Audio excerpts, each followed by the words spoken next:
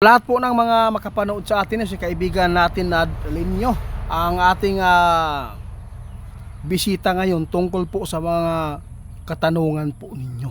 Kung bakit po daw kami guys bigay po ng babala sa mga tao na kailangan na hindi pwede mag-stay yung pera natin sa bangko. Kasi ito po ang nakita ng ating kaibigan guys. Kung sakali man guys na magkaroon po ng digmaan, no? Ano po ang gagawin po doon sa mga pira natin doon sa city kung saan nakalagay po yung mga bangko? Alam po niyo, sirado. Tapos iba po ngayon ang patakaran nila ba, no? Iba ang pamamaraan at pamamalakad po ngayon. Oo, yes kaibigan guys, gusto po i-confirma po natin sa inyo kung bakit po si kaibigan nagpaabot ng ganitong klaseng impormasyon. Dahil napakaraming natatakot po ngayon guys. Napakarami. Kasi po, tandaan po ninyo ngayon ang mga sasabihin ng mga kaibigan natin kung bakit po kayo ipinapahana. Kasi maraming tao kampante sa bangko Kasi nahirapan yung iba ngayon na mag-withdraw dahil napakaraming mga atsitsi, mga papers, ganito ganyan, no? Kaya alam po niyo guys, kahit pira po natin yan, no, dapat may karapatan tayo. Kung ano man po ang gusto po natin na makukuha natin agad. Hindi po tayo pahihirapan. Tulad po, anong mangyari po sa mundong ito kung magkagulo, makukuha pa ba ninyo kung sakali man? Di ba kaibigan? Oo, maraming kaibigan, marami talaga mga tao ngayon na tanong sa atin. Oo, kung bakit po daw nga ganito ang inyong ipinapaabot. Guys, tandaan po ninyo ang sabi ng ating kaibigan. Tinitingnan po niya ang hinaharap na ito talaga ang totoong mangyayari sa susunod. Di ba? Posible guys na magkakaroon ng problema yung mga pera natin sa bangko. No, kailangan po natin dahan-dahanin natin kunin. Ang maganda, magbili tayo ng lupa sa kabundukan para kung sakali man magkaroon po ng mga digmaan at mayroon tayong mapupuntahan. Hindi tayo maiipit sa lungsod, sa city. Kasi sa city talaga ang pinteriya po ngayon ang nakikita ng ating kaibigan. Huwag po niyong isipin masama ang kaibigan natin. Kasi lahat po ng mga ipinapaabot ng ating kaibigan ay nakakatakot at bad news. Kasi po, hindi po nila ipapaabot ang good news. Kasi nga hindi man po mapapahamak ang tao Di ba kaibigan? Kaya yun po ang tandaan ninyo. Si kaibigan ngayon nag-alala lang po sa mangyayari sa mundong ito.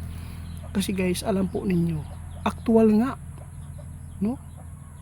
Na grabe ang nangyayari nga dito sa atin. Yung flood control. Anong nangyari? Taong bayan, naisahan Di ba? Naisahan tayo. Dahil sa kanilang pagkakorupsyon, kurakot, magnanakaw. Di ba, kaibigan? Yun pa kaya yung pira natin ngayon sa guys, hindi po kami nananakot sa inyo.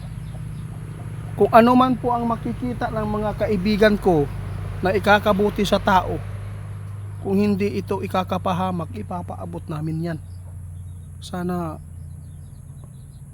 maghingi lang ako ng tawad sa inyo guys kung bakit ganito Kung magagalit po yung mga may-ari ng bangko, be wise po ngayon mga sir. Kasi nga naisahan nga ang taong bayan. Di ba? Oo, hindi hawak ng mga tao ang inyong departamento at pamumuno dito sa bansa. Maraming naloko ngayon. Lalo na sa mga scammer guys. Grabe po talaga kaibigan. Mag-ingat tayo ngayon guys. Dahil po ang mga tao ngayon, no, kanya-kanya na lang po ng diskarte. Bahala masagasaan ka pa ng pison dyan basta kumita sila at busog ang kanilang bulsa. Kaya anuman po ang mga babala ng ating kaibigan, sana nasa inyo lang kung ano po ang inyong husga nito. Kasi ang mga kaibigan natin, sila po mismo ang nakakita sa paparating na hinaharap na hindi maganda na mangyayari sa mundo ito, guys. Salamat po ninyo. Oo, sana intindihin po ninyo ang mga bad news na mga balita ng mga kaibigan ko. Sana ma-share po ninyo, ma-share. Kasi pati nga yung pinaka mayamang tao, si Hendrix yata yun. Anong sinabi niya? No, bobo daw ang tao na naglalagay sa bangko. Kasi hindi naman yan nagtubo daw. Wala naman pong malaking tubo dyan. Ang maganda, gawin po natin yung pera natin na yung gumulong, tulad po ng sinabi ko kanina, magbili ng lupa para mayroon tayo mapupuntahan kung sakali man na magkaroon po ng kaguluhan na digmaan sa pandaigdig. At least mayroon tayong mapuntahan, hindi po tulad doon sa syudad, mapakamatay ka na lang dyan dahil po sa